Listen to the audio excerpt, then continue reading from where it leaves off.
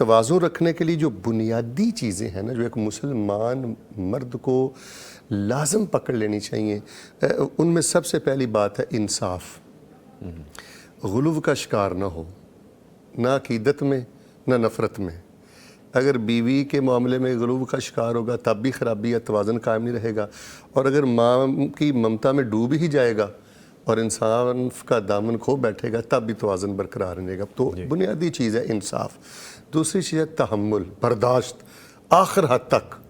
نظامی صاحب، آخر حد تک جس بندے میں تیزی ہے اور اس میں جذباتی پن ہے وہ کبھی اس کٹھن مرحلے میں توازن کو برقرار نہیں رکھ پائے گا. اور تیسری چیز ہے درگزری اور معافی کی رفتار وہ اتنی تیز کر دے کہ وہ پکڑا ہی نہ جائے.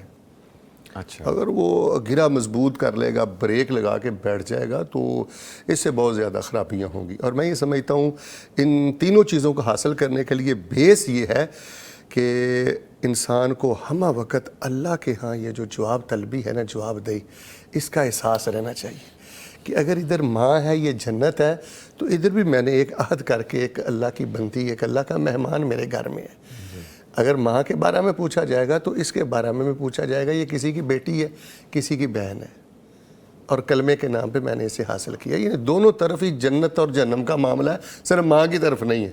تو جب اللہ کے ہاں احساس طلبی کا جس قدر زیادہ اس کا جذبہ اور عقیدہ راسخ ہوگا، تر و تازہ ہوگا، انشاءاللہ وہ توازن برقرار رکھے گا.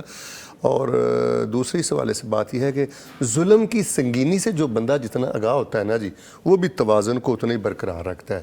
رسول پاک علیہ السلام نے فرمایا کہ جو بندہ کسی پہ ظلم کرتا ہے، کسی کے چہرے کی مسکراہٹ چھینتا ہے، وہ اپنے مستقبل کو ہی تاریک کرتا ہے.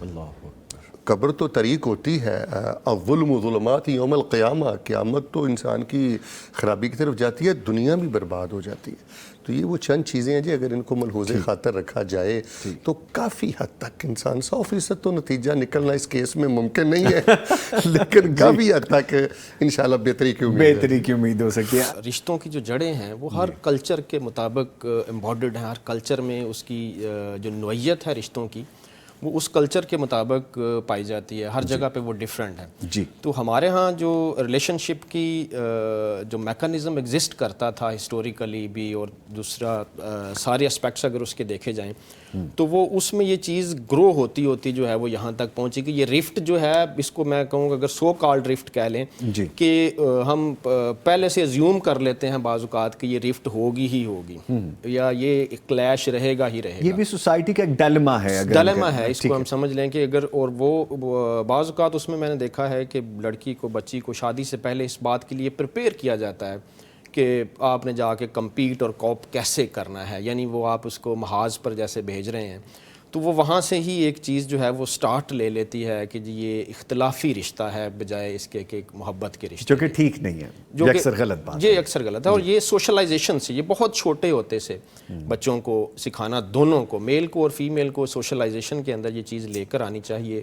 سٹارٹ سے بچی کو بھی پتہ ہو کہ اس نے نیکسٹ کسی گھر میں جانا ہے تو وہ ایک محبت کا رشتہ ہے، اور اس کی مدر جو ہے، ماں کے ساتھ کس طرح سے پیش آنا ہے اور کس طریقہ کار سے انہوں نے بھی اس کو لے کر چلنا ہے. اور یہ جو آپ نے بھی ذکر کیا کہ وہی ماں جو ہے وہ جا کر ساس کے رشتے میں جب آتی ہیں تو وہ بالکل ہی ڈیفرنٹ ایک رول ہو جاتا ہے.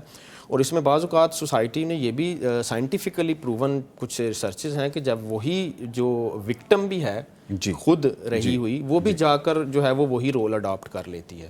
تو اس میں ایک یہ ہے کہ ہماری جو ساس ایج اس تک پہنچتے ہوئے جو خاتون ہے، جب وہ ساس کے رشتے میں پہنچتی ہے تو she becomes reflection of a patriarchal mind set. Some times تو وہ اس کا اپوزٹ ہو جاتا ہے، وہ بہت کیئر کرتی ہیں کہ جی یہ چیز میں نے سفر کی ہے تو یہ کسی اور کو نہ ہو.